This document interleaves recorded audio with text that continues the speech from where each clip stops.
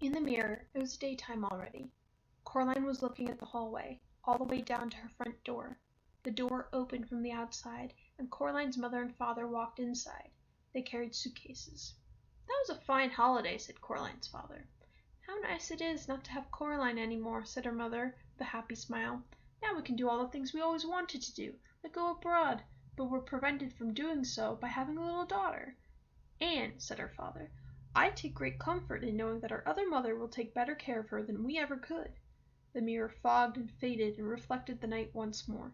"See?" said her other mother. "No," said Coraline, "I don't see, and I don't believe it either."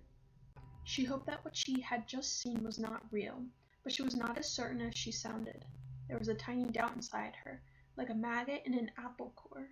Then she looked up and saw the expression in her other mother's face, a flash of real anger, which crossed her face like summer lightning, and Coraline was sure in her heart that what she had seen in the mirror was no more than an illusion. Coraline sat down on the sofa and ate her apple. "Please," said her other mother, "don't be difficult." She walked into the drawing room and clapped her hands twice. There was a rustling noise, and a black rat appeared. It stared up at her. "Bring me the key," she said. The rat chittered. Then it ran through the open door that led back to Coraline's own flat.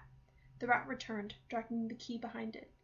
"Why don't you have your own key on this side?" asked Coraline. "There's only one key, only one door," said the other father. "Hush!" said the other mother. "You must not bother our darling Coraline's head with such trivialities." She put the key in the keyhole and twisted. The lock was stiff, but it clunked closed. She dropped the key into her apron pocket.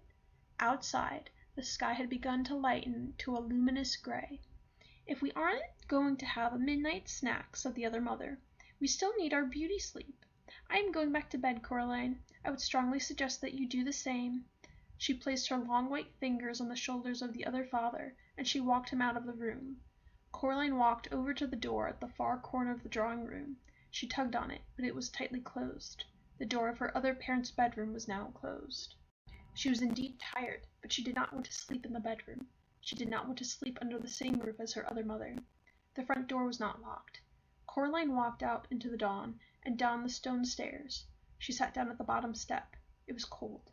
Something furry pushed itself against her side in one smooth, insinuating motion. Coraline jumped, then breathed a sigh of relief when she saw what it was. "Oh, it's you," she said to the black cat. "See," said the cat, "it wasn't so hard recognizing me, was it? Even without names. Well, what if I wanted to call you?" The cat wrinkled its nose and managed to look unimpressed. "Calling cats," it confided, "tends to be a rather overrated activity. Might as well call a whirlwind." "What if it was dinner time?" asked Coraline. "Wouldn't you want to be called then?"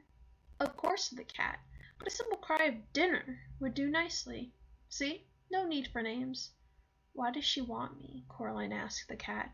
"Why does she want me to stay here with her?" "She wants something to love, I think," said the cat. "Something that isn't her. She may want something to eat as well. It's hard to tell with creatures like that." "Do you have any advice?" asked Coraline. The cat looked as if it were about to say something else sarcastic. Then it flicked its whiskers and said, "Challenge her. There's no guarantee she'll play fair, but her kind of thing loves games and challenges." "What kind of thing is that?" asked Coraline. But the cat made no answer, simply stretched luxuriantly and walked away. Then it stopped and turned and said, "I'd go inside if I were you. Get some sleep. You have a long day ahead of you." And then the cat was gone. Still, Coraline realized it had a point. She crept back into the silent house, past the closed bedroom door, inside which the other mother and the other father, what, she wondered, slept, waited?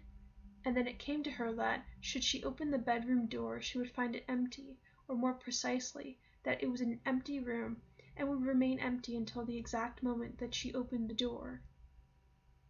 Somehow that made it easier. Coraline walked into the green and pink parody of her own bedroom.